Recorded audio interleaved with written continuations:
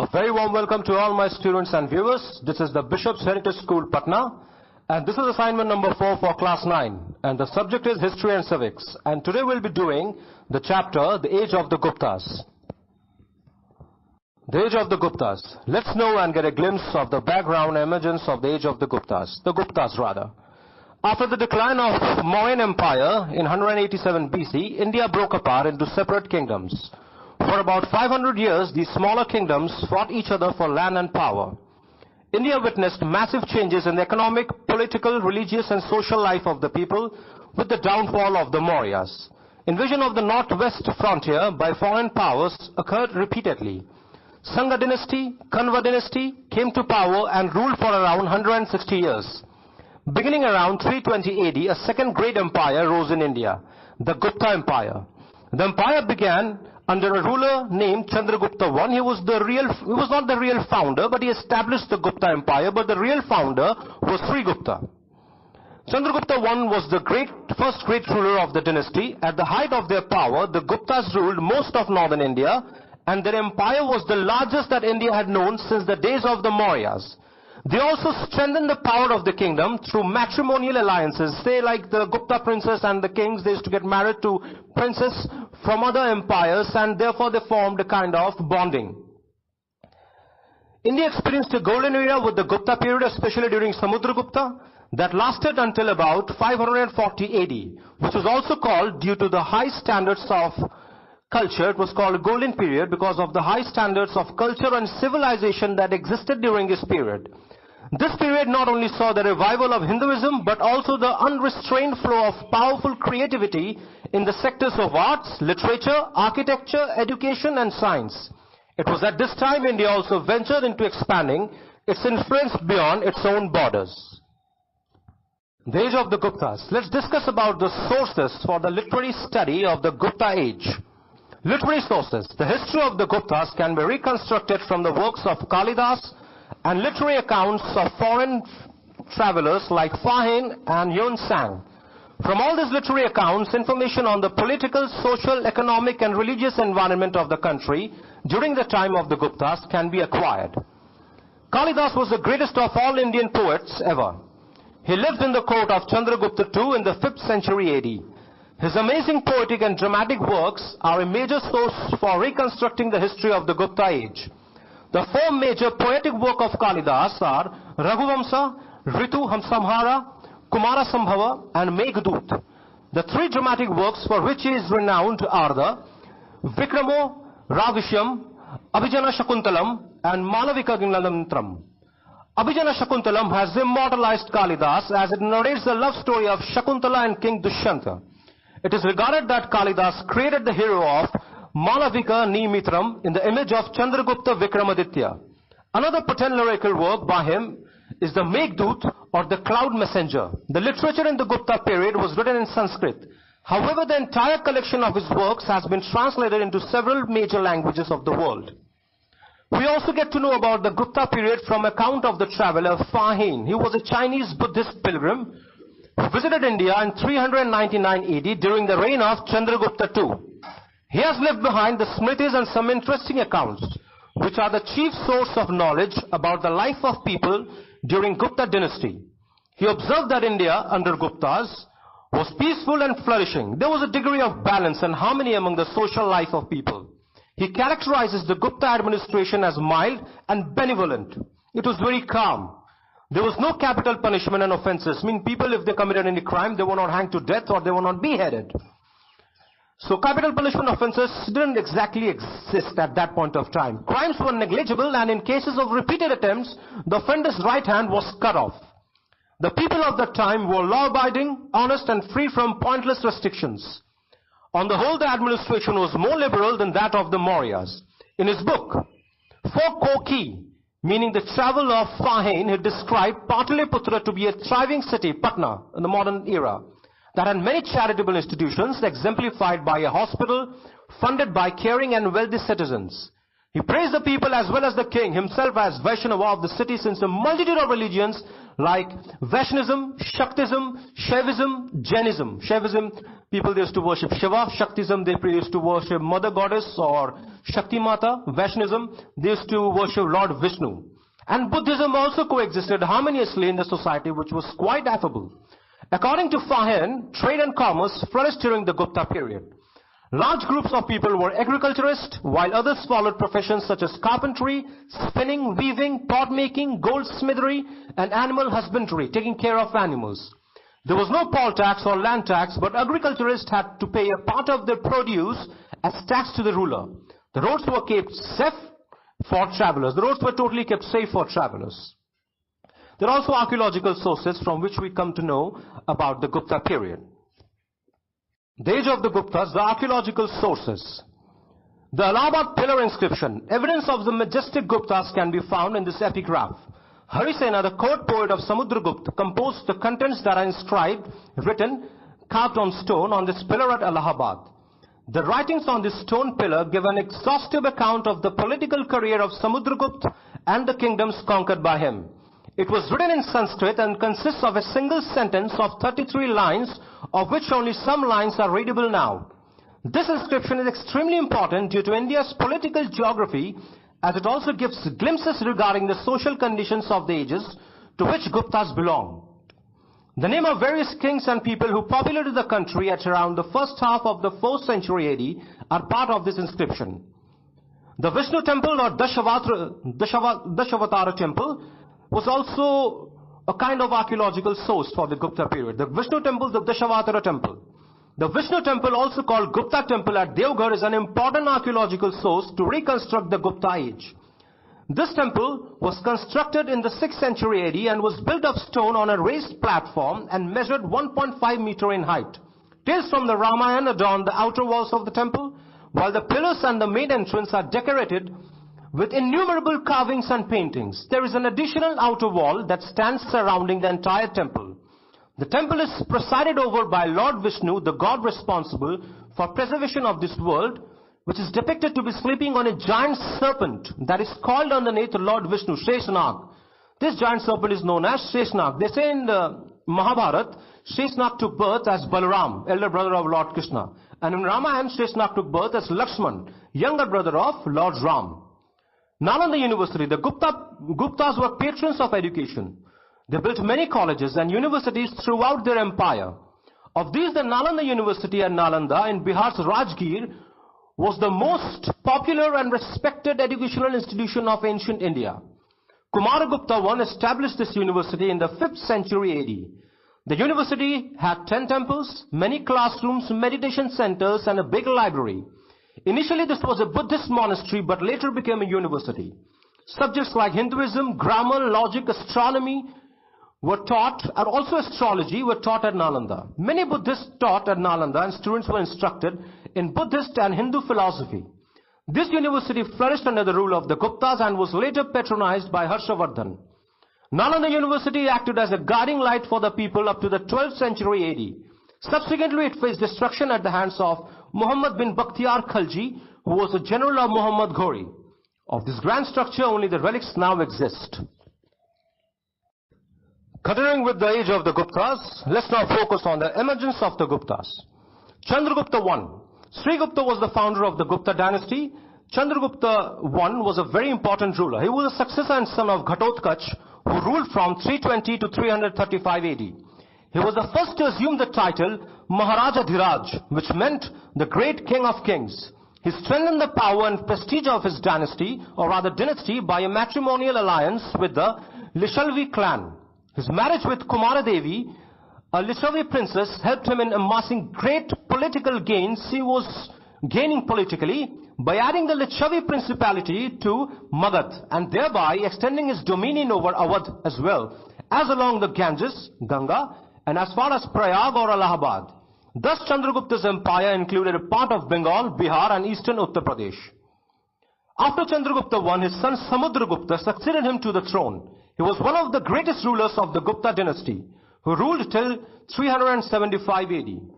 The Allahabad pillar inscription provides a detailed account of his conquests and boundaries of the Gupta Empire as mentioned earlier in the chapter. Harisena, the court poet of Samudragupta, composed this inscription in Sanskrit. As per the inscription, he defeated 9 kings of northern India and wrested control over the western parts of Uttar Pradesh and present-day Delhi. Next, he conquered the eastern part of India. He defeated the kingdoms of Nepal, Assam, and Bengal. Bengal was known as Andhra Pradesh. During the time of Mahabharata, Karn, the Shudraputra Karan and Suryaputra Karan was made Angaraj by Duryodhan. Duryodhan's real name was Suyodhan, but because of his ill-doings, he was named Duryodhan. So Duryodhan made Karn Angaraj, king of Bengal. So Bengal was known as Andhra Pradesh. Then he advanced towards the southern kingdoms and defeated 12 rulers, among which the regions of Andhra, Orissa and Tamil Nadu were included. Although he conquered these lands, he didn't take possession of these kingdoms because he felt that it would be difficult to control them from the north. He allowed the rulers to rule as branches of the Gupta Empire under his sovereignty. He had close contacts with the kingdom of Ceylon, Sri Lanka, modern day, and Southeast Asian colonies. In the inscription, he has been described as the hero of 100 battles. Moreover, impressed by Samudragupta conquests and generosity, the Sakas and the Kushana principalities on the west and northwest of India surrendered to him and decided to pay tribute to the Gupta emperor. They attended his court, concluded matrimonial alliances with the Guptas, and used imperial coins as their currency. Due to his extensive military achievements, Samudragupta was called the Napoleon of India by a famous historian, Vincent Smith. After these military victories, Samudragupta performed the horse sacrifice or Ashwamedh Yagya, where horse used to be sacrificed. He issued gold and silver coins of 8 different varieties with the legend restorer of the Ashwamedh. He was a follower of Brahmanism and believed in sacrifices of the Vedic religion. In spite of this belief in Brahmanism, he had respect towards all other religious faiths. This can be testified by the fact that he allowed the king of Ceylon to build a Buddhist monastery at Bodh Gaya. Kaviraj, king of poets, is the term used by Harisena for Samudragupta, which described him as a patron of poetic arts, musician, scholar and poet himself. His court was full of literary figures and great scholars from various places.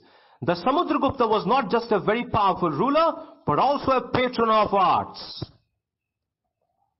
Continuing with the emergence of the Guptas, after Samudragupta we come to Chandragupta II. Chandragupta II, also called Vikramaditya I, succeeded his father Samudragupta in 375 AD. And it was under his rule that the Gupta Empire attained glorious peaks. He extended the Gupta Empire by a judicious combination of the policies of diplomacy and warfare. Through matrimonial alliances with the powerful Vakatakas, he strengthened his political power. The political importance of this alliance lies in the fact that the Vakatakas occupied a geographical strategy position in the Deccan which served a useful purpose when he undertook his campaign in western India against the Sakas. The greatest military achievement of Chandragupta II was the defeat of the last ruler of the Saka satraps of western India. As a result of this conquest, his territories in western Malwa and Kathiawar Peninsula were annexed into the Gupta Empire. After this victory, he performed the horse sacrifice and assumed the title Sakari, meaning destroyer of Sakas. Thus Chandragupta II gained control over the Arabian Sea, gaining access to Broch, Supara, Cambay and other seaports under his reign. This enabled the Gupta Empire to control trade with the western countries. The western traders poured Roman gold into India in return for Indian products. The great wealth of the Gupta Empire was manifest in the variety of gold, silver and copper coins issued by Chandragupta II. Chandragupta II is also known for his personal wisdom, humane administration and his patronage was totally a big patronage of literature, arts and architecture. The 9 gems of Navaratnas adorned his court, which included famous poet Kalidas and Amarasimha. Chandragupta II was succeeded by his son Kumaragupta I in 415 AD. He took the control of the empire and had successful rule for 40 long years. During his reign, art, literature, music and foreign trade prospered. Kumaragupta I was succeeded by his son Skandagupta. During Skandagupta's reign, he faced the invasion of the nomadic tribes like Huns in 458 AD from the central India. However, the invasion of the Huns was completely crushed by Skandagupta, which made the Huns never to dare again to enter India. After Skandagupta, Purugupta ruled for a short period that remained uneventful. After his death in 477 AD, the process of disintegration began for the Gupta Empire. However, the line of the imperial Guptas is supposed to have ended with the last known king, Vishnugupta, who had probably died in that year. The age of the Guptas. Now let's focus on the administration of the Guptas. The Gupta kings assumed titles like Maharaja Dhiraj, Paramabhattarika, Vikramaditya, Samrat and Chakravarti. The king was assisted in his civil administration by a mantri or sachiv, while the Senapati was commander-in-chief of the army. The king maintained a close liaison with the provincial administration through a class of officials called Kumaramatyas or Ayuktas. Numerous inscriptions mention Dutuka or Duta, who communicated royal commands to officers and the people concerned. Another important official mentioned in the Gupta inscription was the Minister for Foreign Affairs called Sandhi Bigrahika. The empire was divided into several provinces called Bhuktis or Deshas. The provincial governors, who usually belonged to the royal family, were called Uparika Maharaja or Pradeshikas. They were mostly chosen from among the princes. A Bhukti was divided into districts called Vaishyas or rather Vishayas, which were ruled by Vishwavaptis. Other important district level officials were Prathamaya Kayastha, who wrote letters, Pushtapal, who was the record keeper, and Nagar Sreshti, the chief banker. Each village was under a village headman or Gramika. A village council in the maintenance of law and order assisted him. The Gramika and his council presided over all important social and economic activities. The Gupta Age administration. India during the rule of Guptas saw great advancement in the fields of sciences like medicine, astronomy, mathematics and metallurgy, the technology of amalgamating metals. Aryabhatta and Varahamihira were the major astronomer and mathematician of that period. Aryabhatta was the first to point out that Earth is a sphere which rotates on its own axis and that eclipses were caused by the moon coming within the Earth's shadow or between the Earth and the Sun. See, India was so advanced in terms of science and astronomy than the Westerners. His contribution in mathematics is equally valuable. He was the first to discover the number 0, Shonya, and the decimal system of notation. The Arabs learned the numeral system from the Indians, and later these numericals came to be known as Arabic numerals when they were taken to Europe. In his famous book, Aryabhatyam, he has dealt with different branches of mathematics, including arithmetic, algebra, and geometry. Trigonometry was also developed during this time, and Aryabhatta was the first to give the exact value of pi, 3.1416, and the formula for calculating the area of a triangle. Varahamihira was another great astrologer and a mathematician of that period. He authored two renowned books, Vrihat Samhita and Panchasiddhantika. His book Panchasiddhantika is a treatise on mathematical astronomy, and it summarizes 5 earlier astronomical treatises, namely the Surya Siddhanta, Romaka Siddhanta, Paulisa Siddhanta, Vaishishta Siddhanta, Fathya Mahasiddhanta, while Brihat Samhita or Brihat Samhita is an encyclopedia of science which dealt with astrology, planetary movements, eclipses, rainfall, clouds, architecture, growth of crops, manufacture of perfume, matrimony, domestic relations, gems, pearls and rituals.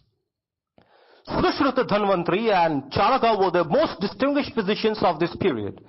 Charaka Samhita and Sushruta Samhita were important works on Ayurveda. Their conclusions are presented in Ashtanga Sangraha by Vagabhatta. The scientific study of metals is also called metallurgy, which reached greater heights under the rule of the Guptas. The famous iron pillar at Maharauli near Qutub Minar stands as a silent witness to assert the high standards of metallurgical skills and metal casting of the artists of the Gupta period. Despite being exposed to sun and rain for the last 1500 years, this pillar has not rusted or corroded. The age of the Guptas, the administration and the flourishing of art and architecture.